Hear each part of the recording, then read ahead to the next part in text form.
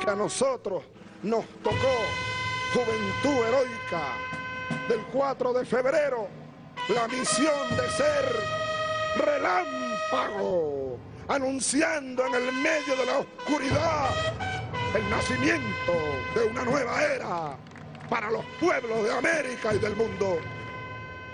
El padre del 4 de febrero se llama Simón Bolívar, ese es nuestro padre.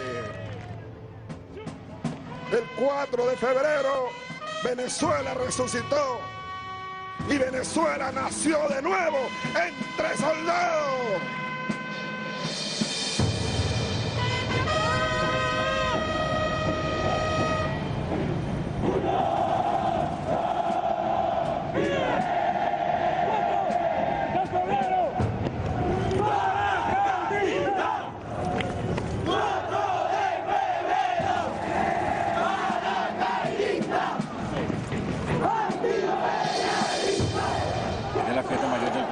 Que estamos celebrando nosotros paracaidistas, nos sentimos animados.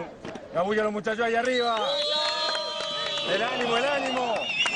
Este desfile que estamos haciendo, gracias a la conmemoración que se está realizando por el año 92, donde inició la revolución con nuestro comandante jefe Hugo Rafael Chávez Frías. Pero el 4 de febrero fue donde volvió a nacer Venezuela, y de verdad nos sentimos bastante contentos, yo y mis compañeros, de representar al 4 de febrero hoy en este desfile. Y fue el despertar de lo que es hoy día la revolución bolivariana, de lo que es el sentimiento socialista.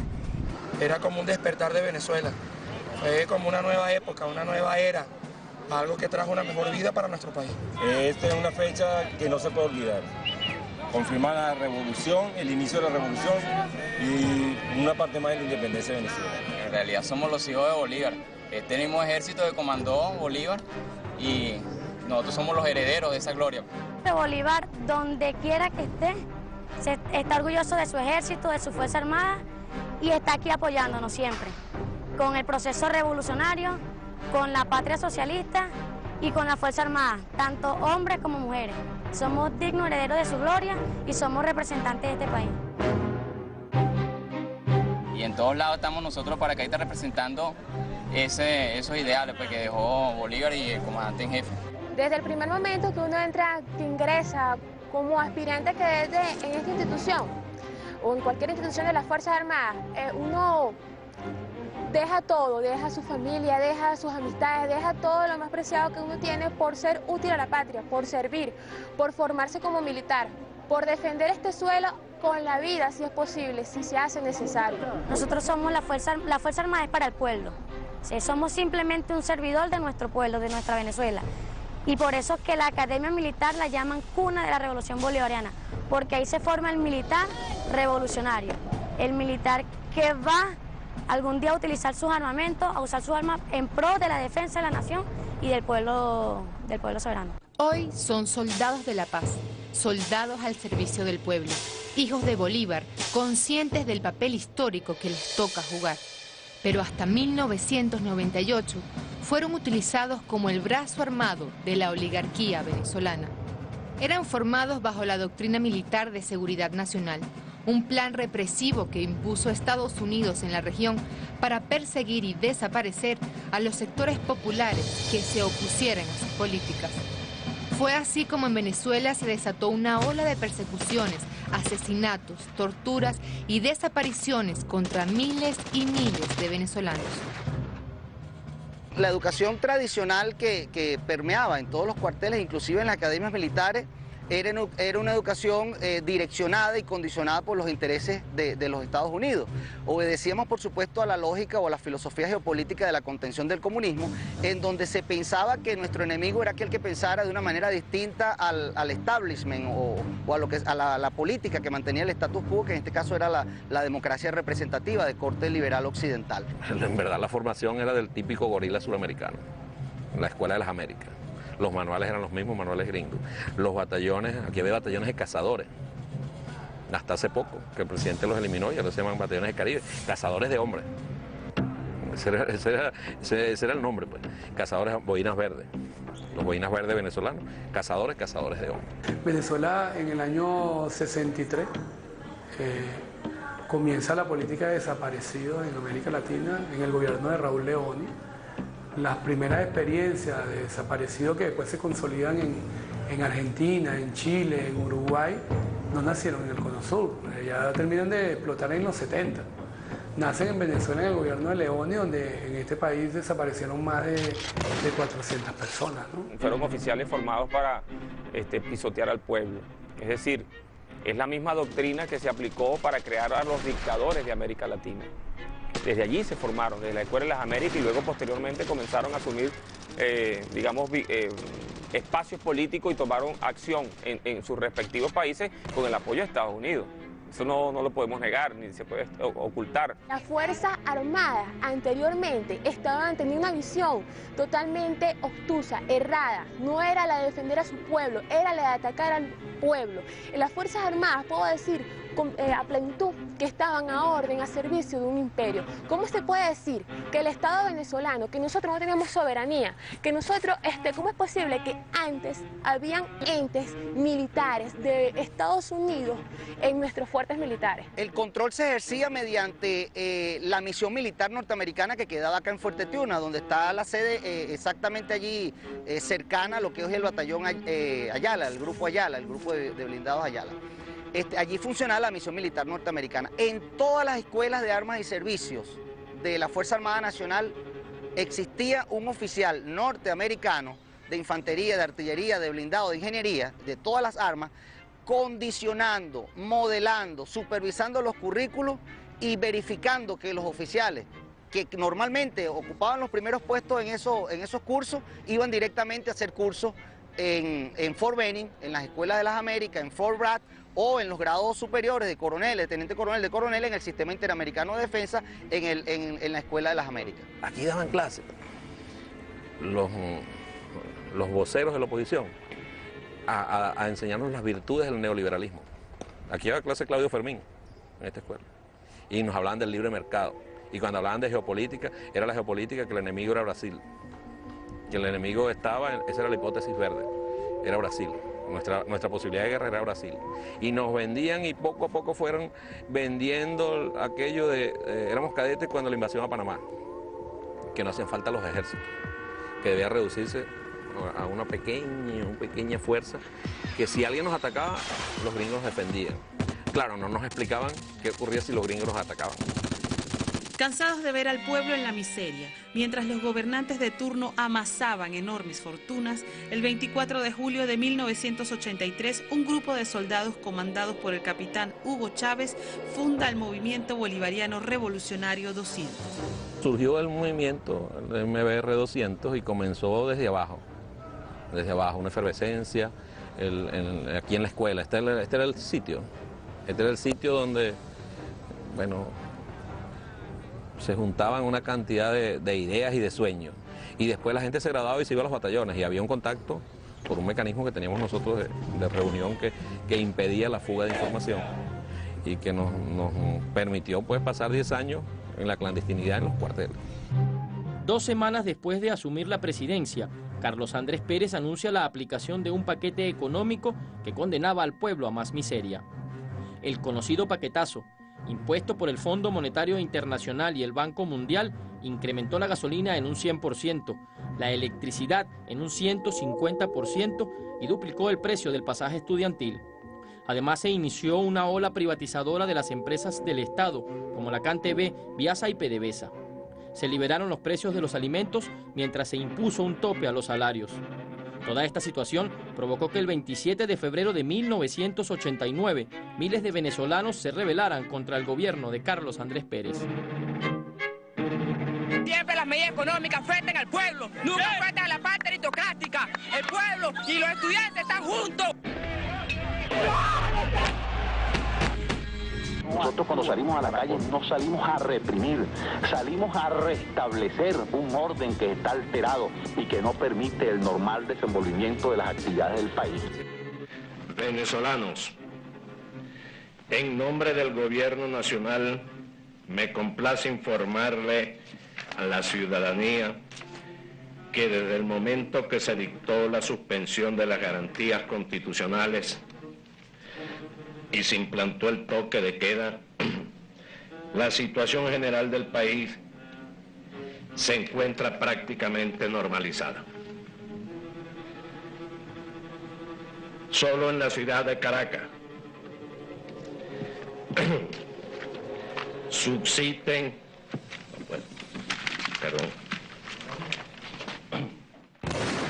Con 10.000 soldados y 4 millones de balas, el gobierno de Carlos Andrés Pérez intentó frenar la rebelión popular. Más de 3.000 venezolanos fueron asesinados y muchos de ellos lanzados a fosas comunes como la peste. Nunca voy a olvidar una gráfica que salió en un periódico de un nene de 5 años muerto en la calle, acribillado porque iba con su mamá.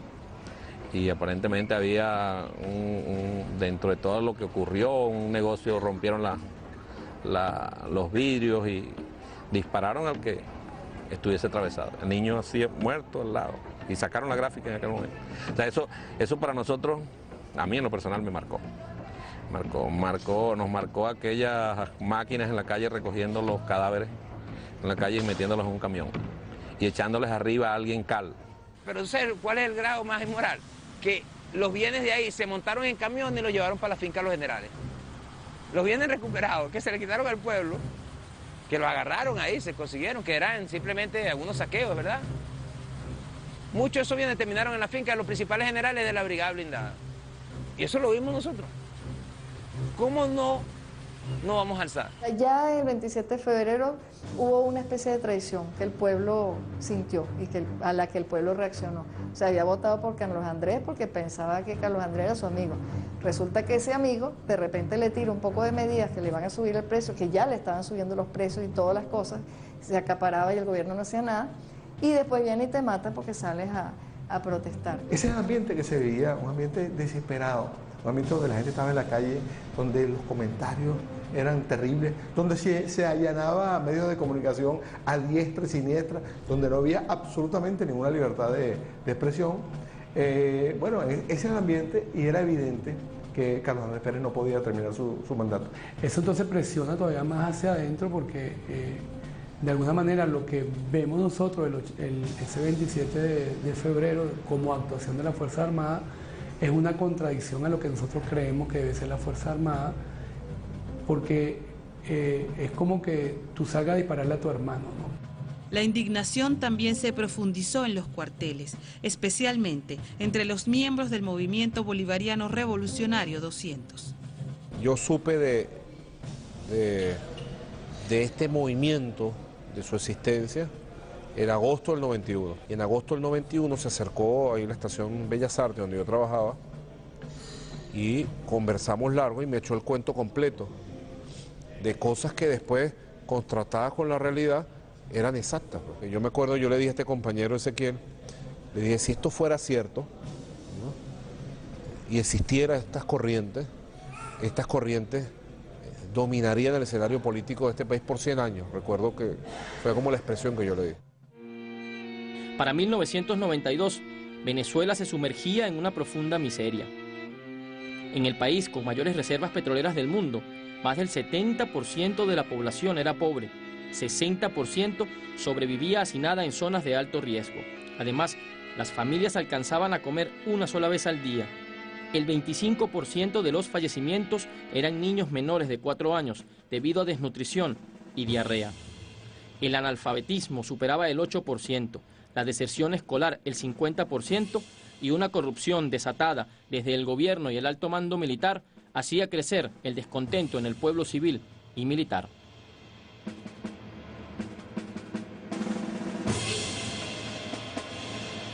Los primeros días de febrero de 1992, el presidente Carlos Andrés Pérez se encontraba en Suiza participando en el Foro Económico de Davos. Cuando llegó, miles de militares lo esperaban con una rebelión comandada por el teniente coronel Hugo Chávez Frías, el nieto de Maysanta, el último hombre a caballo. En verdad el 4 de febrero fue una quijotada,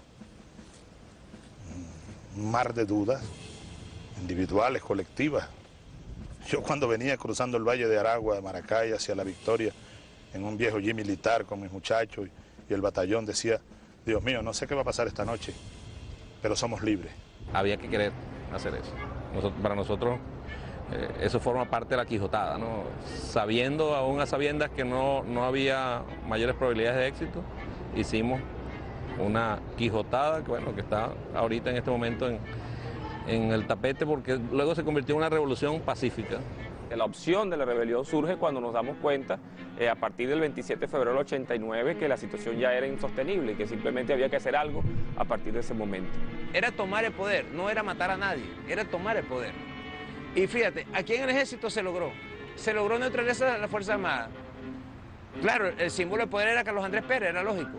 Y esa operación también fue exitosa. Lo que pasa es que Carlos Andrés Pérez, obstinado como lo conocemos, Carlos Andrés Pérez, asesino como se sabe, no se entregó, no iba a entregarse y generó ahí con otro loco que estaba desde la Casa Militar, un almirante que estaba ahí, Carratú, fueron los que empezaron a crear digamos, el impacto. En vez de estaban rodeados, no tienen fuerza con qué responder. ¿Qué hacen ellos? Simplemente esconden a Carlos Andrés Pérez.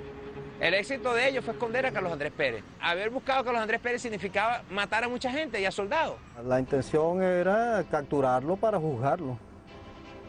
En ningún momento éramos unos bandoleros. La rebelión es contra un sistema que se convirtió en opresor de su mismo pueblo. Y yo creo que el resultado posterior en las urnas demuestra la interpretación que se hizo en ese momento histórico de la realidad del país. Todos los que hicieron el juramento del MBR 200 participaron en la rebelión militar, excepto Raúl Isaías Baduel. No, Baduel no salió porque yo creo que Baduel siempre jugó ganador. Siempre jugó ganador. Él sabe, ojalá que vea esto. Y él sabe las cosas que hizo. Inclusive, te voy a decir, aquí en esta academia militar, Baduel llegó en el año 85 y lo nombraron comandante de compañía, donde estaba yo, y yo era cadete segundo año. Y llegó Baduel y nosotros dijimos, qué bueno, llegó Baduel, que a los 15 días se fue, pidió cambio. Entonces cuando nosotros le preguntamos, no, fue que me cambiaron porque yo no cuadraba con el comandante de cuerpo cadete. Mentira, él pidió cambio, porque vio que aquí, o sea, no había manera de evadir el compromiso, pues. El gobierno de los Estados Unidos reaccionó inmediatamente. El presidente Bush se solidarizó con el presidente Pérez y presionó a sus países aliados a pronunciarse. Pero el pueblo, el históricamente excluido y masacrado, tomó las calles para expresar su solidaridad con los militares patriotas.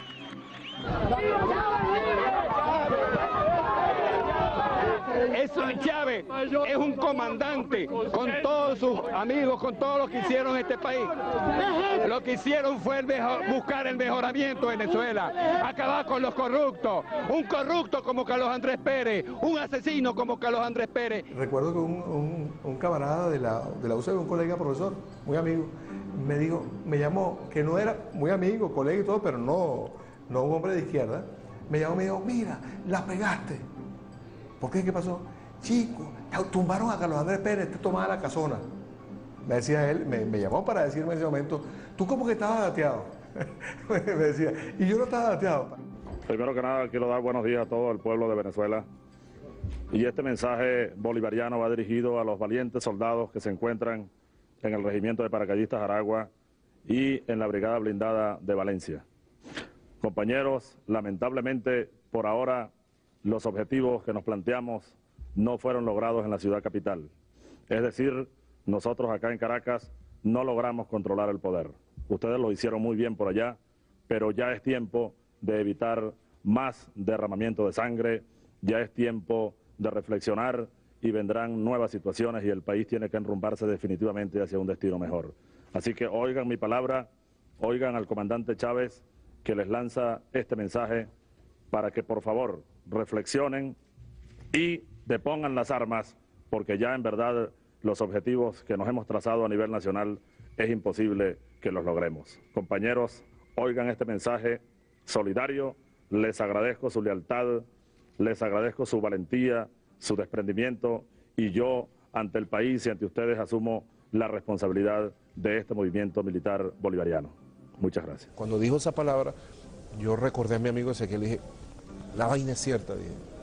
Era verdad, dije yo. El por ahora significó, este es el hombre de las responsabilidades, este es el hombre que es capaz de canalizar estas inquietudes, estas esperanzas, esta historia.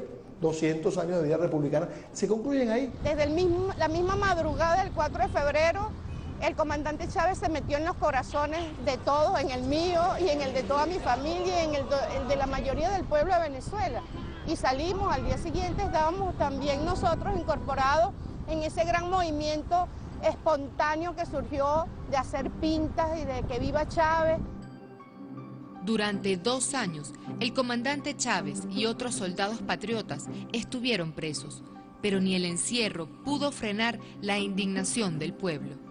Democracia es lo que nosotros queremos, es democracia, pero una verdadera democracia, no donde se están llenando los corruptos, los ladrones, que vaya el dictador, que vaya el dictador. No, yo no me arrepiento para nada. Para nada, yo más cada día me convenzo de la necesidad. El presidente hablaba en estos días de la legitimidad del 4 de febrero, que eso estaba legitimado antes de ocurrir, por eso que tú decías, porque evitó un golpe, pero también porque si no lo hacíamos nosotros lo iba a hacer el pueblo, y al pueblo lo iban a masacrar. Para mí no fue un dolor la cárcel, aunque tuvo muchos dolores, pero esos dolores fueron absorbidos, ¿no? Por el amor, por la fe, por el optimismo.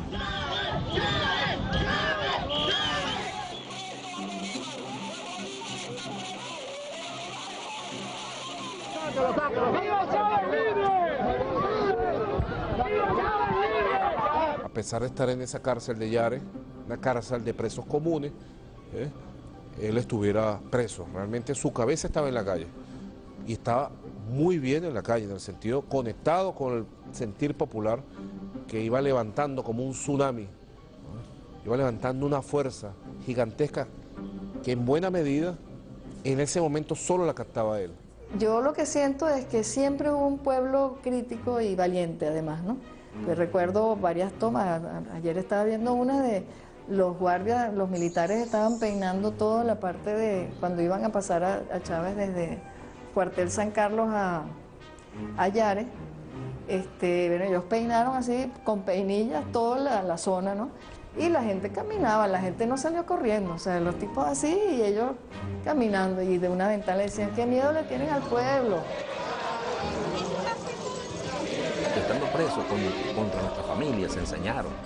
Nos allanaban la casa a la 1 de la mañana, a las 2 de la mañana, estando nosotros presos. Tumbaban las paredes de las casas. Los carros se los robaban. Era una persecución y no había a quién decirle. Bueno, nuestras esposas, pero bueno, que les tocó vivir una cosa, y nuestros familiares fuertes eran como almas en pena, ¿no? Fueron a la fiscalía, nuestras esposas, a reclamar porque armamos nosotros una rebelión interna y nos quitaron la visita. Estaba, lo digo con nombre y apellido, porque aquí no hay... Este periodista que se llama Sergio Novelli, era reportero de RCTV en ese momento. Estaba ahí cubriendo otra noticia. Y mi esposa se acerca y le dice, mire, ¿por qué usted no nos entrevista a nosotros para que esto salga? No, nosotros tenemos prohibido cubrir esa pauta. A pesar de las estrategias mediáticas para satanizar o desaparecer al comandante Chávez, eran miles los que iban a visitarlo a la cárcel. En la comisión a veces iba Dina Bastida, a veces iba, creo que el padre Gasso fue alguna vez a visitar al comandante Chávez, pero el que iba sistemáticamente a visitarlo era Jorge Giordani, que fungía allá y de hecho estaba trabajando solamente en eso, en ser el tutor de la tesis de grado de maestría en estudios políticos del presidente Chávez. Comenzó este vínculo con el comandante Chávez. Yo ya después fui regularmente a Yare, casi todas las semanas conversábamos, un poco tratando de ayudarlo en la tesis que él estaba desarrollando del proyecto nacional a partir del árbol de las tres raíces, bueno, Zamora, Simón Rodríguez, Simón Bolívar. Eran miles de personas que se apostaban allá a las afueras de Yare, que querían conocer a Chávez. Mire, era impresionante, les llevaban comida, ropa, regalos, cualquier detalle, cualquier cosa que pudieran ellos hacerles ver al comandante Chávez el agradecimiento por su acción heroica. Mira, yo creo que cada llamado que él hacía, la gente respondía, ¿no? Vamos a Cazolilla, vamos a salir con los llaveros, salimos con los llaveros. Cada día que pasara algo y que pasaran cosas distintas, ahora vamos a hacer tal cosa, vamos a hacer... O sea, él estaba como dirigiendo un ejército de civiles sin armas, desde la cárcel dirigiendo a los civiles, ¿no? Y todos vamos a hacer esto, y la gente lo hacía entusiasmada, no era que estaban cumpliendo órdenes. El presidente Chávez nunca estuvo preso porque su espíritu era más libre que nunca y estaba acompañado de millones. O sea, Chávez allí se hizo y se constituyó en la esperanza del pueblo.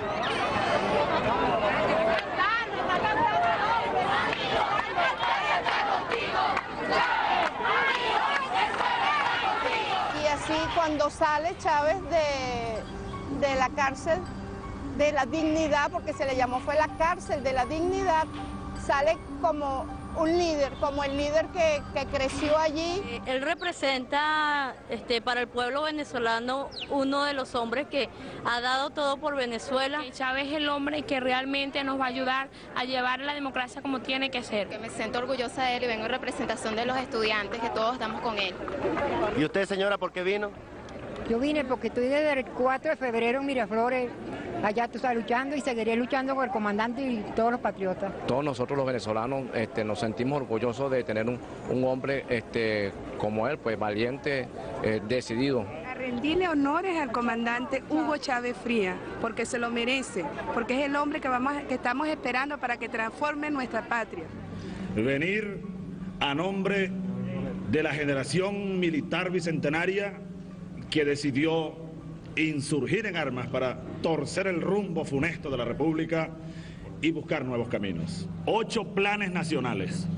El último fue el 8º plan de la nación.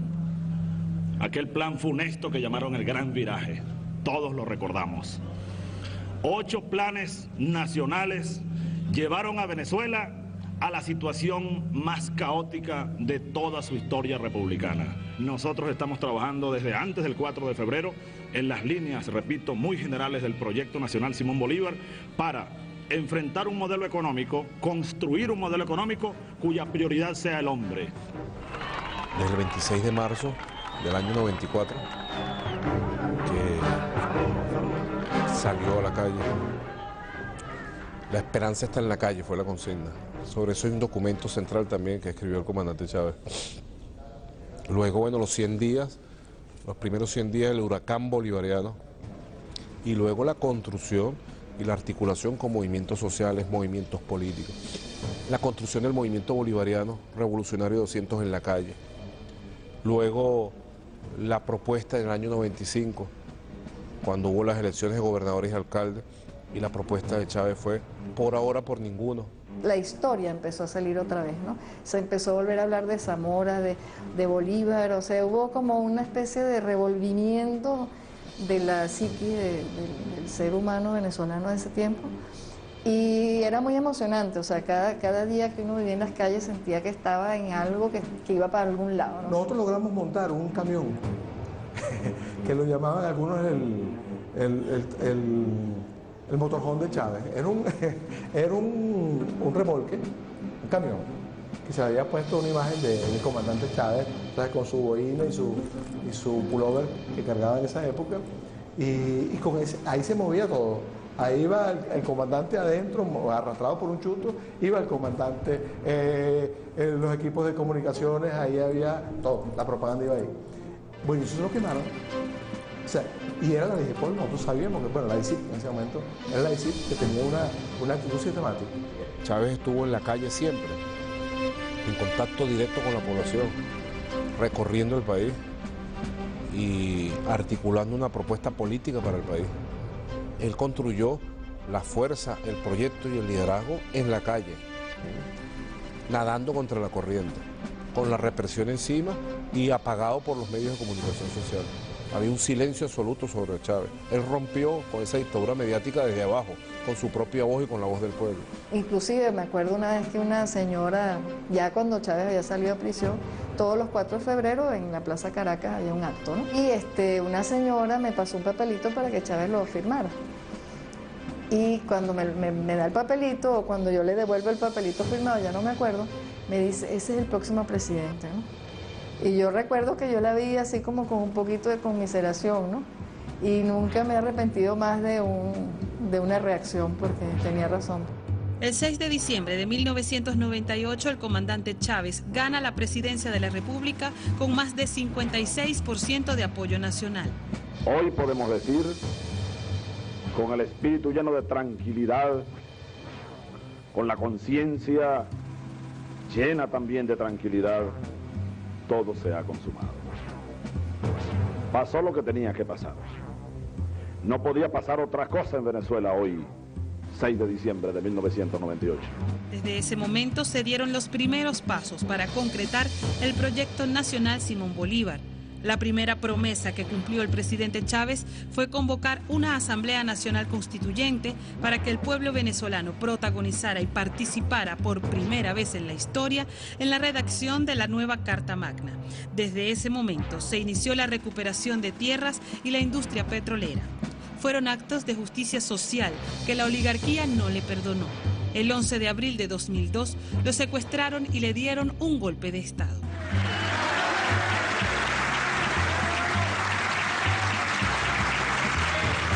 Decretamos constituir un gobierno de transición democrática y unidad nacional de la siguiente forma y bajo los siguientes lineamientos. Se suspende de sus cargos a los diputados principales y suplentes a la Asamblea Nacional. Se destituyen de sus cargos al presidente y demás magistrados del Tribunal Supremo de Justicia, así como al fiscal general de la República, al Contralor General de la República, al Defensor del Pueblo y a los miembros del Consejo Nacional Electoral. Muchos de los oficiales que de repente salieron del barrio, del pueblo, de la comunidad, fueron condicionados por este sistema, llegaron a graduarse, se formaron en las escuelas de las Américas, regresaron al país. Cuando regresan al país más nunca querían volver a la comunidad ni al barrio. Esos oficiales, la mayoría de los que se alzaron el 11 de abril y que se fueron para Plaza Altamira y que dieron el golpe de Estado, casi todos venían de estudiar en el Colegio Interamericano de Defensa. Casi todos venían de servir en el ejército de los Estados Unidos y venían de ser condicionados bajo ese tipo de cultura militar. El país, por eso tú ves que allá se montonaron, y discúlpame que use el término, en Plaza Altamira más de 80, porque no tenían tropa, no tenían tropa. No tienen tropa, ¿por qué? Porque la tropa es el pueblo y la tropa ya no se... vuelvo al tema. Un venezolano, una venezolana en este momento sabe reclamar sus derechos. No es el venezolano o la venezolana de hace 30 años. Eso es irreversible, eso no lo va a cambiar nadie. Cuando digo reclamar sus derechos es luchar, es organizarse, es hacer planteamientos, es construir ellos su propia vida. Eso es irreversible. El hecho de haberse presentado el golpe de Estado era una carta que el imperio norteamericano tenía. Acá en este mismo fuerte, funcionarios de la misión militar norteamericana entraron al despacho del entonces comandante general del ejército y direccionaban los discursos y la posición que ellos iban a tomar. O sea, todo estaba siendo monitoreado tanto por la misión militar norteamericana como por la CIA y por supuesto por el Pentágono. Y fíjate qué contraste, ¿no? El comandante Chávez en ese momento asume una responsabilidad ante el país, ante la historia, y estos parece que no hubieran roto un plato, ¿no? Y allí están con su cara bien lavada y poniendo posiciones extremas y opuestas, antagónicas a lo que es este proyecto. Entonces allí se ha llegado a un grado de polarización que tienen ellos que demostrar eso. Ninguno de ellos ni siquiera ha aceptado históricamente su derrota y su responsabilidad ante los hechos y pretenden continuar y volver al pasado. El golpe de Estado, el sabotaje petrolero y las diversas acciones desestabilizadoras que ha emprendido Estados Unidos y la oligarquía venezolana contra la revolución bolivariana han sido derrotadas por el pueblo organizado y la Fuerza Armada Nacional Bolivariana. ¿Qué voy a hacer yo con mi voto? Yo voté por Chávez y yo quiero que Chávez termine su mandato.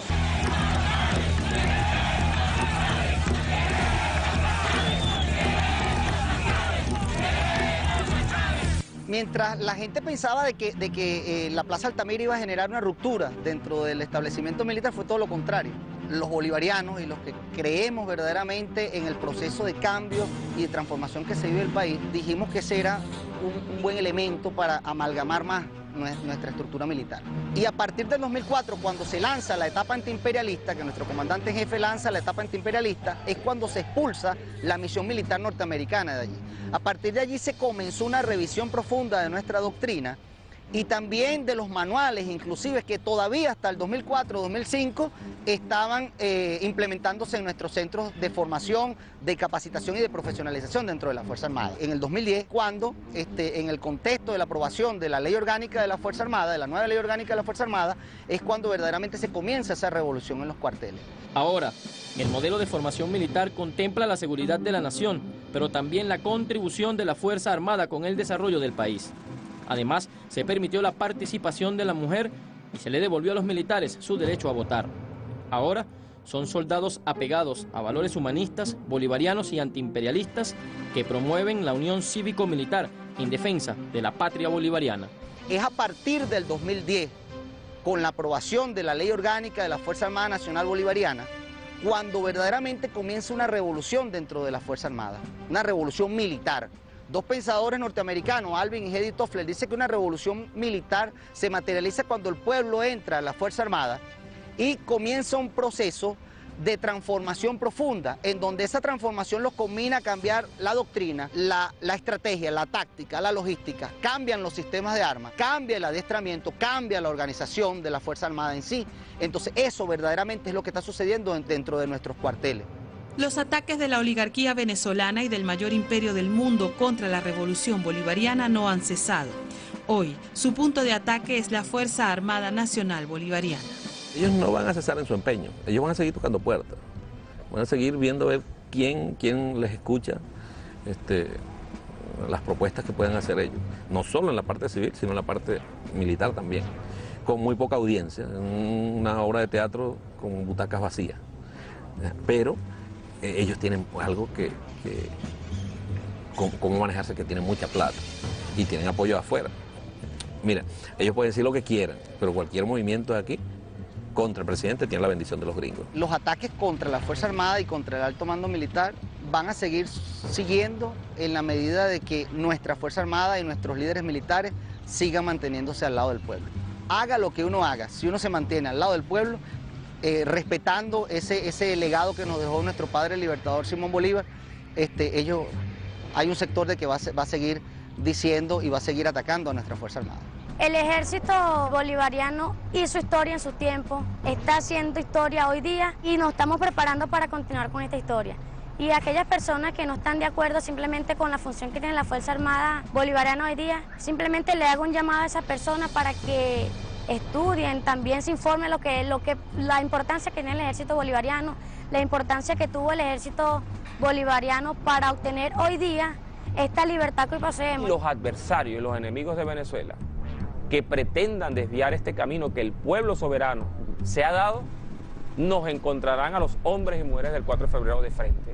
La vida es una eterna lucha, ¿no? Una lucha de ideas y una lucha con armas cuando sea necesaria, ¿no? Con la crisis que tiene los Estados Unidos, esa crisis cíclica del capitalismo, y con los recursos hídricos, estratégicos y minerales de hidrocarburos que tiene Venezuela, nosotros somos un elemento que el imperio nos tiene en la mira para poder pensar de que no es nada descabellado de que en algún día ellos se les ocurra pisar a la patria de Bolívar. Pero de ser así, aquí va a haber entonces otro Ayacucho. Tengan la seguridad de que nosotros estamos preparados para expulsar al imperio norteamericano, así como expulsamos al imperio español hace 200 años. Porque la independencia no se acaba, la independencia no terminó y la batalla del ejército no terminó en 1830, en 1821 o en 1810. La batalla de la independencia o la independencia de nuestro país continúa hoy, siglo XXI. Nos sentimos regocijados y comprometidos, ¿no? Soldados revolucionarios y comprometidos con esta revolución. La verdad que en cada uno de los soldados, los sargentos y los tenientes que estamos aquí, hay parte de la revolución. Somos soldados de la paz, pero preparados para cualquier agresión que el imperio tenga decidido hacernos. No nos va a encontrar desarmados y no nos va a encontrar descuidados, nos va a encontrar preparados, pero somos soldados de la paz. Yo creo que Bolívar está viendo eso, si eso es posible que esté ocurriendo, y al menos de tener una sonrisa. Bolívar está en su plaza montado en su caballo sin moverse, ¿no? Y yo creo que Chávez despertó a Zamora, despertó a Bolívar, despertó a Simón Rodríguez, despertó la historia, despertó todo lo que tenemos detrás, despertó además la sensación de ser un pueblo de libertadores. Yo creo que esa es una de las partes más bonitas de Bolívar, un ejército que era para liberar países y no para conquistarlos. Hugo Chávez es una bandera en el mundo hoy por hoy. Quien cree en un mundo sin imperios, quien cree en un mundo sin guerras, quien cree en un mundo de respeto del derecho internacional, de relación de cooperación y solidaridad entre los pueblos y los estados, quien cree en un mundo sin hegemonismo, cree en Chávez, ve a Chávez como la esperanza. El presidente Chávez es el símbolo de los cambios que ahora están pasando en el mundo y lo podemos ver que es verdad que existe, que hay cambios en Venezuela y ojalá que en todo el mundo va a ser igual. Chávez, porque en primer lugar nos vende una esperanza distinta para América, porque creo que pensábamos que estaba todo perdido y creemos que realmente es la luz que ilumina la liberación del pueblo americano. Llegó la hora de la segunda independencia de los pueblos de la América. Ahora Venezuela es uno de los países mejor alimentados del mundo, un país libre de analfabetismo, con la menor desigualdad social de todo el continente, con más de 3 millones de hectáreas recuperadas para los campesinos, que destina más del 60% de sus ingresos financieros a la inversión social, una población que recuperó la dignidad y la justicia, donde no hay un solo desaparecido o torturado, una patria donde los venezolanos son partícipes y protagonistas de su historia. Esa es la Venezuela que nació después de un por ahora. Nosotros debemos pararnos allá arriba en el Ávila y mirar 200 años atrás y decir: Bolívar, no araste en el mar, aquí estamos tus hijos haciendo realidad tu sueño de patria grande, libre,